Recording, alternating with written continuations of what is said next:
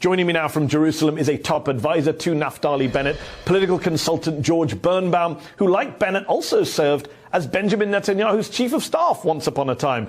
George, thanks so much for coming on the show tonight. Your boss, Naftali Bennett, the guy you're advising, has agreed to form a rotating government with Yair Lapid and Mansour Abbas, in which he becomes prime minister now and Lapid in 2 years' time. Despite saying before the election, quote, "Never and under no circumstances will I ever lend a hand to the establishment of a government led by Yair Lapid, not in a rotation or any other way." Just a few weeks ago, he called Abbas a terrorist supporter, but now he says he's happy to work with him. I wonder, was Bennett being racist then, or is he being opportunistic now, or is it both? What's going on here? I don't think it's either. I think, leadership, real leadership, means having to sometimes adjust and even evolve in terms of your point of view. I mean, remember, Ariel Sharon was vehemently against the two-state solution until he announced he was for one in 2003 after the Bush peace plan was ushered in. And Benjamin Netanyahu was against the two-state solution until his Bar-Ilan speech in 2009, in which he finally accepted the idea of a two-state solution with the Palestinians. So I think Naftali Bennett is in a position now that he is potentially going to become prime minister, realizes that his views may have to evolve a little bit. I think he's taken a very brave step, something Netanyahu has never done, which is include an Islamist Arab party in an official coalition in the state of Israel, first time in history. He's making a coalition with other political parties that are diametrically opposed to some of his views. This will be a real test of leadership. It is a first in Israel's history to have such a government. Yes. And it will require a lot of political acumen as well to navigate those waters. Look, it's a fair point. He's definitely taken a brave step when it comes to the Arab party. But the analogy with Sharon moving on a two-state solution isn't quite the same over a matter of time. You have Naftali Bennett over the space of a few weeks saying, and I quote, "Never and under no circumstances, never will I lend a hand to the establishment of a government led by Yair Lapid." Now he does it a few weeks later just to get power. If you're an Israeli voter, why should you believe anything Bennett says? He's just broken his word blatantly, brazenly. I think the two men got together, they looked each other in the eye, they realized that they could trust each other, and while they'd been political foes for many years, realized that they had to put, both of them had to put the interests of the state of Israel ahead of their own personal interests, and that, I believe, is really the true definition of leadership. Let's talk about some of the other things, George, that Naftali Bennett has said in the past. He reportedly said to Israel's national security advisor during a cabinet meeting once, quote, "I've killed lots of Arabs in my life, and there's no problem with that." He told a Palestinian legislator live on Israeli television, "When you were still swinging from trees, we had a Jewish state here." I mean, that is far-right racist rhetoric, is it not?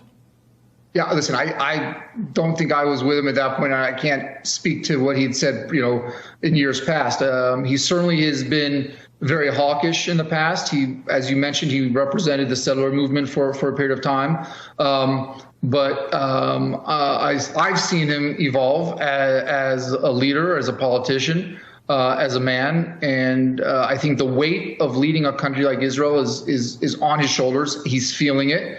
And I think he's going to be very responsible. Remember, I mean, the analogy of Sharon was also accused of mass slaughter in Sabra and Shatila in Lebanon, and yet he was hailed as a peacemaker later in life. So I think politicians can evolve, and this is a region in which I think everyone deserves to live. Everyone deserves to see their children grow up in peace and security.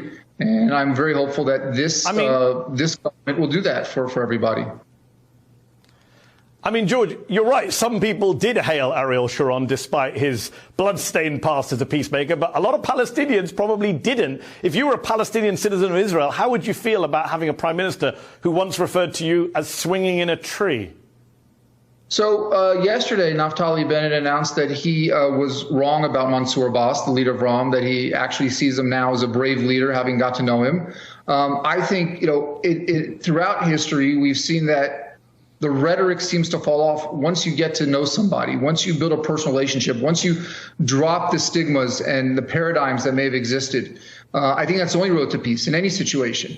And I'm hopeful that given the fact that Naftali Bennett has been put in this position, that he's now sitting in a coalition with Mansour Abbas, that the two of them will be talking to each other, they'll be working together, they'll be getting to know each other, that will help Naftali Bennett evolve as a person, as a leader, and give hope both to the Jews and to the Palestinians living in this region that this elusive peace that has been elusive for so long will actually come to fruition. Okay, on the subject of him perhaps changing his views, as you're saying to me tonight, he also said this to me when I interviewed him, George, back in 2017. Have a listen. I guess what you need to do is go back and change the Bible. You need to change the narrative of the Bible because it's all there. And I assume is Israel a theocracy? All Muslims, Christians, and Jews, is it a religious state? I assume. Why are you quoting the Bible to me? I'm quoting the Supreme Christians, Court Muslims, of and your Jews. country. Those are the words of a theocrat, George, are they not? Not the words of a democratic politician. The Bible gave us all the land. Change the Bible if you want us to make peace. Well, listen, there certainly is a foundation of beliefs that the Jewish state, is inherently belonging to the Jewish people based on historical and biblical precedent. But again, if we really took that to the extreme, we would say, east of the Jordan River, Syria, southern Lebanon, the Sinai, would all belong to the state of Israel too. And I don't think Naftali Bennett is saying that either. So, again, I think rhetoric is easy when you're not in power. It's a little bit different when you have to govern, and you do now have the weight of people's lives on your shoulders, the decision-making power to either promote peace or promote war. And I believe Naftali Bennett will do everything he can to promote peace. Just to be clear, he was a minister in government when he said that to me in 2017. But look, I'm hoping you're right, that he's moving on these issues. He's changing, and time will tell. But Naftali Bennett has said on record many times that he does not support a Palestinian state and never will. Has he done a U-turn on that too, George? Or will the Biden administration now be dealing with an Israeli government that, unlike Netanyahu, doesn't even pretend to support a two-state solution? I can tell you honestly, Mehdi, he and we haven't discussed that. I don't know that he's even gotten to that point yet as to what he will say and do when he meets with President Biden.